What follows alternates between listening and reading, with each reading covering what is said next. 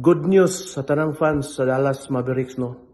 Kyrie Irving is 100% na fully recovered na sa iyang left ACL injury.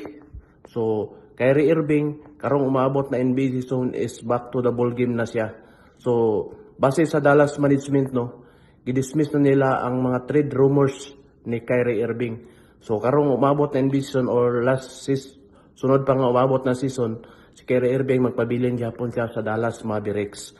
So, si Kyrie Irving last July 2025 nisign siya sa Dallas Mavericks og 119 million 3 years contract. So, magpabiling Japon si Kyrie Irving hantod sa 2027 to 2028 NBA season.